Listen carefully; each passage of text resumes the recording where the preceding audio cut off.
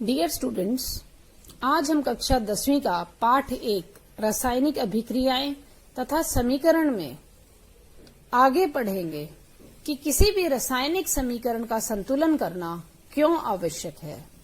पिछले वीडियो में हमने रासायनिक समीकरण का संतुलन करने का मेथड सीखा। किस प्रकार हम रासायनिक समीकरणों का संतुलन करते हैं, पिछले वीडियो में हमने वह सीखा। आज हम यह जानने की कोशिश करते हैं कि किसी भी रासायनिक समीकरण का संतुलन करना क्यों आवश्यक है। हमने द्रव्यमान संरक्षण का नियम के बारे में पढ़ा है। किसी भी रासायनिक अभिक्रिया में न तो द्रव्यमान का निर्माण होता है और न ही विनाश होता है। किसी भी रासायनिक अभिक्रिया में द्रव्यमान हमेशा स्थिर रहता है, न तो उसका निर्माण होगा और न ही उसका विनाश होगा। यानी हम कह सकते हैं कि किसी भी रासायनिक अभिक्रिया के पहले एवं उसके बाद में बने हुए पदार्थों के परमाणुओं की संख्या हमेशा बराबर होनी चाहिए। अगर हम कोई भी समीकरण लें तो उस समीकरण में जो भी अभिकारक हैं, उन अभिकारकों में जितनी भी परमाणुओं की संख्या है, उतनी ही परमाणुओं की संख्या उत्पाद के अंदर भी होनी चाहिए। यह संख्या बराबर होनी चाहिए, तभी हम द्रव्यमान संरक्षण के नियम को मेंटेन कर पाएंगे।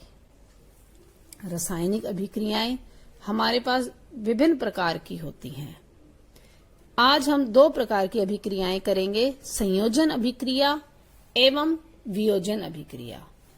सबसे पहले हम संयोजन अभिक्रिया के बारे में पढ़ेंगे। जैसे नाम से ही विदित होता है, संयोजन अभिक्रिया। संयोजन यानी 2 या 2 से अधिक पदार्थों का आपस में मिलना संयोजन कहलाता है। संयोजन यानी जुड़ना। तो संयोजन अभिक्रिया में 2 या 2 से ज्यादा अभिकारक आपस में मिलकर एक उत्पाद बनाते हैं। तो ऐसी अभिक्रिया को हम संयोजन अभिक्रिया कहते हैं। उदाहरण के तौर पर हमने लिया कि हमारे पास 2 अभिकारक हैं, ए और बी।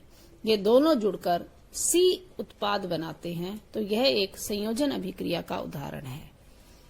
अगर हम वास्तविक जीवन से उदाहरण लें तो जल का निर्माण जो होता है वह एक संयोजन अभिक्रिया है। हाइड्रोजन और ऑक्सीजन आपस में मिलकर जल बनाते हैं। हाइड्रोजन और ऑक्सीजन, इन दोनों अभिकारकों का, इन दोनों गैसों का आपस में संयोजन हुआ। ये दोनों गैसें आपस में जुड़ी और इन्होंने हमें क्या दे दिया? जल दे दिया, एक उत्पाद दे दिया। तो यह एक संयोजन अभिक्रिया का उदाहरण है। इसी प्रकार कोयले का दहन, कोयले को जलाना। कोयले का मतलब कार्बन। कार्बन किसकी उपस्थिति में जलता है? ऑक्सीजन की। तो जब कार्बन में ऑक्सीजन जोड़ा गया तो हमें क्या मिली? कार्बन डाइऑक्साइड गैस मिली। तो यह एक संयोजन अभिक्रिया का ही उदाहरण है।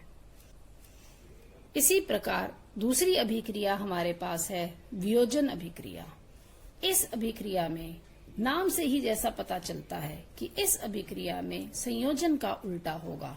संयोजन यानी जुड़ना, 2 अभिकारकों का आपस में जुड़कर एक उत्पाद बनाना संयोजन अभिक्रिया है। और किसी एक अभिकारक का 2 या 2 से ज्यादा उत्पादों में वापस टूट जाना वियोजन अभिक्रिया है। तो हम लिख सकते हैं कि इस अभिक्रिया में एक अभिकारक टूटकर 2 या 2 से अधिक उत्पादों में बदल जाता है। यह वियोजन अभिक्रिया विभिन्न प्रकार से की जा सकती है। 3 प्रकार हैं इसके। पहला ऊष्मीय वियोजन, दूसरा वैद्युत वियोजन, तीसरा प्रकाशीय वियोजन। निर्भर करता है कि किसी भी अभिकारक को हम किस प्रकार तोड़ते हैं। जैसे हमारे पास ये कैल्शियम कार्बोनेट है। कैल्शियम कार्बोनेट को ऊष्मा देकर यानी हीट देकर हमने 2 तत्वों में तोड़ लिया। कैल्शियम का ऑक्साइड बना, साथ में कार्बन डाइऑक्साइड गैस निकली। तो यह ऊष्मीय वियोजन है। वियोजन यानी टूटना। हमने एक अभिकारक को तोड़ लिया। ऊष्मीय यानी ऊष्मा की सहायता से, यानी उसको एनर्जी देके उसको हमने हीट एनर्जी दी, ऊष्मीय ऊर्जा दी, हमने इसको गर्म किया, इसको जलाया और जलाने पर यह दो उत्पादों में टूट गया। तो यह एक ऊष्मीय वियोजन का उदाहरण है। इसी प्रकार वियोजन अभिक्रिया का दूसरा प्रकार है वैद्युत वियोजन। वैद्युत यानी विद्युत के लिए ही यह अक्षर यूज हुआ है, वैद्युत। यह शब्द विद्युत से संपर्क करता है, यानी इलेक्ट्रिसिटी। जल में से अगर हम विद्युत धारा का प्रवाह करवा दें तो जल दोबारा हाइड्रोजन और ऑक्सीजन गैस में परिवर्तित हो जाता है। हाइड्रोजन और ऑक्सीजन का जुड़ के जल बनाने का जो प्रक्रिया है वह संयोजन कहलाती है। इसमें संयोजन हुआ, हाइड्रोजन और ऑक्सीजन ने जुड़ के जल बनाया। और यहाँ वियोजन हो रहा है, जो हमारे पास जल है, जल में से जब हम वैद्युत धारा पास करवा रहे हैं तो उस टाइम वह हाइड्रोजन और ऑक्सीजन में परिवर्तित हो रहा है। तो यह विद्युत वियोजन है। वियोजन अभिक्रिया का तीसरा प्रकार है प्रकाशीय वियोजन। प्रकाशीय वियोजन में हमने उदाहरण के तौर पर सिल्वर क्लोराइड लिया। Ag हमारे पास सिल्वर का प्रतीक है और Cl यहाँ क्लोराइड के लिए यूज हुआ है।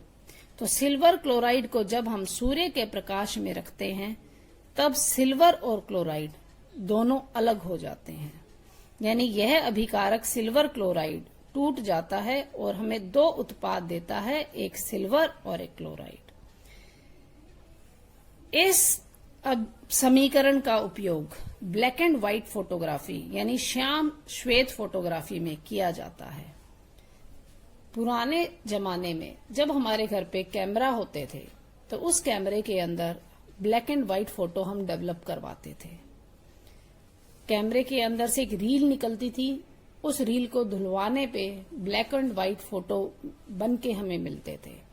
तो वो जो कैमरे के अंदर जो रील थी, उस रील के अंदर सिल्वर क्लोराइड यूज होता था और उसको सूर्य के प्रकाश में धुलकर हमें सिल्वर और क्लोराइड अलग अलग मिल जाते थे, यानी हमें जो फोटोग्राफ मिलती थी वो ब्लैक एंड व्हाइट फोटोग्राफ इसी समीकरण के उपयोग से मिलती थी।